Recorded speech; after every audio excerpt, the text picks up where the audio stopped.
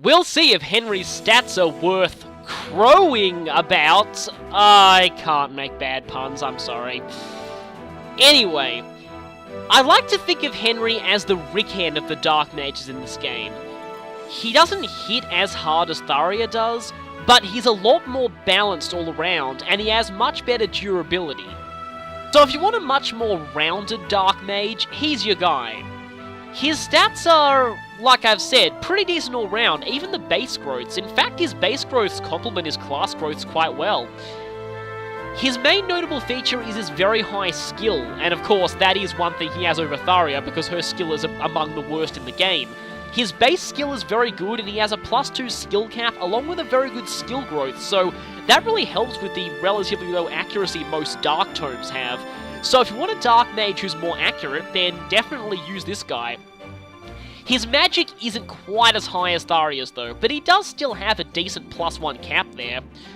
His speed growth is very good, but he doesn't have a positive speed modifier, and he suffers from the very same problem that Rickhen does, namely, his base speed is very, very low for his starting level. So if you don't get lucky with his speed growth, he could end up having some issues doubling and getting doubled, so that is a major weakness of him. Another major weakness is, while 40% luck growth is not exactly that bad, he has a -2 cap there, and I mean, Tharia actually had bad luck too, so really it seems to be a feature of Dark Mages, but luck definitely seems to be his weakest stat. He does have a +1 to the defense cap and a 50% defense growth on a magic user. That is very, very good, along with 13 base defense. Now, his resistance is actually very, very low for a mage though, so that's the main price that you would have to pay for having his decent durability. Having a -1 resistance cap and a very low resistance growth by magic user standards. So, Henry is not exactly that good of a mage killer. He's best off used against physical units. But really, resistance and luck are only his main real flaws, and yeah, one other thing is, look at his strength. Now, his strength growth may not look too impressive, but notice the base strength. The base growth there is actually equal to his base magic, and he has a +1 strength cap.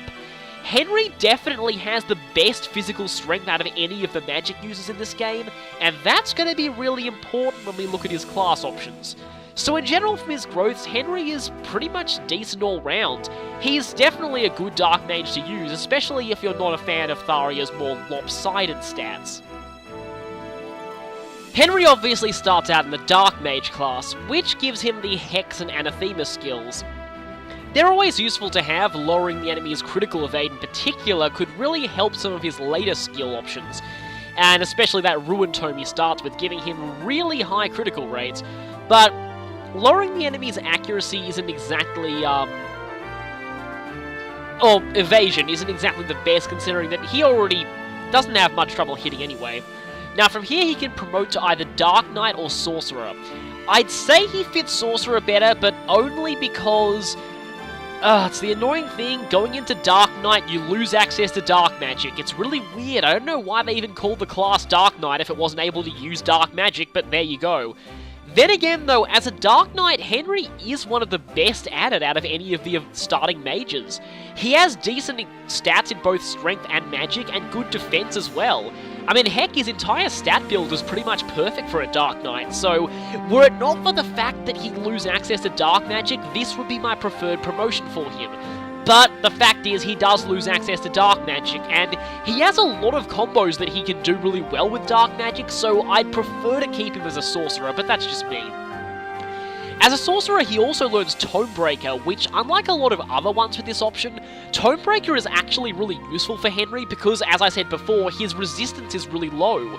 So normally he's not very good against enemy mages, so Tomebreaker giving an extra 50% evasion will actually really help him there. Vengeance, though, is the main useful skill here. Now, Henry's defense is a little high to really benefit from this, but with his skill stat, Vengeance will pretty much activate 100% of the time, and it increases the damage he deals by the amount of damage he's taken. This really combos well with another skill that he learns in a different class tree. Speaking of different class trees, Henry is very interesting. His other two classes are Barbarian and Thief. They're not magic classes at all. but remember when I said before that Henry's base magic growth is actually the same as his base strength growth? Henry is actually one of the few mages who can do really well in physical classes. In fact, he's actually very good at them, so he's quite versatile that way. As a barbarian, well, the skills in this class aren't exactly the best, although Despoil is okay, but it's hurt by his low luck. It's the promotion options that are really interesting though. Barbarian promotes to either Warrior or Berserker. Both of them learn some skills that really help with some of the other skills that he has. As a warrior, he'll be able to hit very hard with axes and bows, and also use rally strength, but yeah, that's not exactly the best skill available. The really interesting one, though, is Counter. Counter and Vengeance actually work together really well. Counter dealing the amount of damage you just took in damage back to an enemy, and then Vengeance most likely activating on your counter attack, so that you'll also turn that damage into damage that you'll be dealing. Enemies who attack Henry and actually hit him will be severely punished for it with this skill combo, so it's definitely a useful skill to teach him. As a Berserker, he'll learn another skill that's incredibly good with this combo, and that's Wrath. Wrath increases your critical rate drastically when you're less than half HP. Now, this is very good for Henry for a number of reasons. Firstly, Dark Magic has access to the Ruin Tome, which already has a base critical rate of 50%, and with Henry's high skill stat, that's going to be even better. That, in addition to this Wrath boost, means that Henry will be criticalling a lot at less than half HP. But it gets even better, because this skill goes hand in hand with both Counter and Vengeance. Counter means that the damage that likely took you down to half HP will be dealt back to the enemy, and with Vengeance, oh boy, Vengeance and Wrath can activate together at the same time.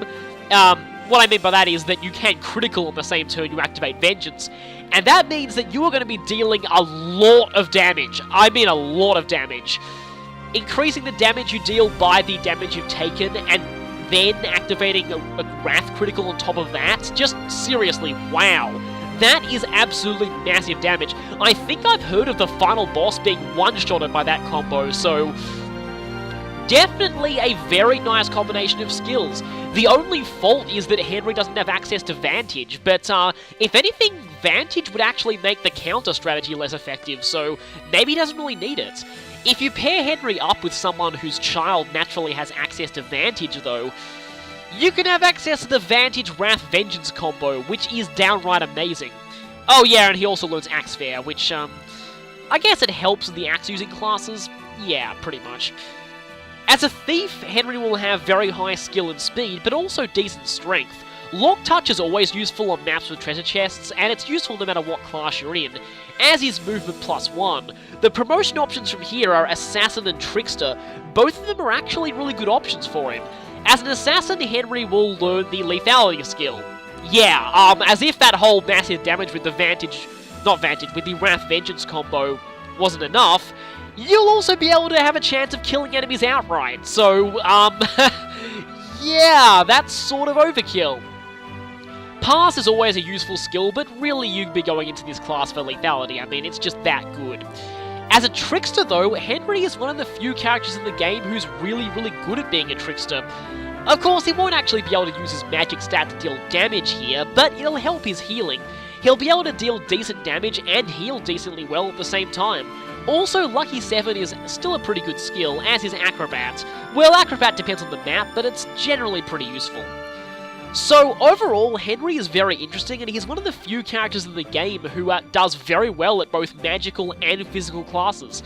He's also one of the few characters in the game with access to the Wrath Vengeance combo, and this is well, yeah, I've already explained before, massive amounts of damage, so Henry definitely has some really good skill combos there. He can also add in Life Taker to heal himself back up to full HP, so that he doesn't need to worry about being on half health, so definitely some very dangerous skill combinations this guy can do, so he's definitely a really useful character on the battlefield. As far as voice acting goes, Henry is voiced by Bryce Papenbrook. Now, as much as I don't like his localization overall, I must say I love his voice acting. I actually think his voice is just perfect for the character, and I think that Bryce Papenbrook does a really good job of voicing Henry in this game. The thing is, this was the first time that I'd ever heard Bryce Papenbrook in anything. Of course, very soon after I played this game, I was subjected to a lot of works that Bryce Papenbrook did voices for, and yeah, he's been in a lot of things. The thing is though, Henry is kind of a play against type for him. Bryce Papenbrook is very well known for voicing completely optimistic heroes, so... Well, I mean, Henry's certainly optimistic, but definitely not the kind that most characters Bryce Papenbrook voices are. I mean, idealistic. Bryce Papenbrook usually voices very idealistic, young, heroic characters, usually the main heroes of particular games or series. For example, he is Tiz Aurea in Bravely Default, Asbel Lant in Tales of Graces, Makoto Naegi in Danganronpa, Red from Pokemon Origins, and lately most people will know him as Eren Yeager in Attack on Titan, the anime.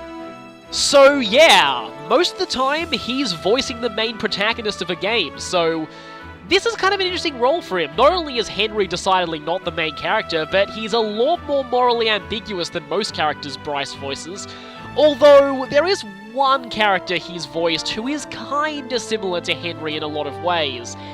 Unfortunately, I can't actually say who that character is, because the fact that this character is very unhinged is actually a pretty big spoiler, but let's just say that people who know of this character will probably know that, yeah, they probably will hear a bit of Henry in his performance there.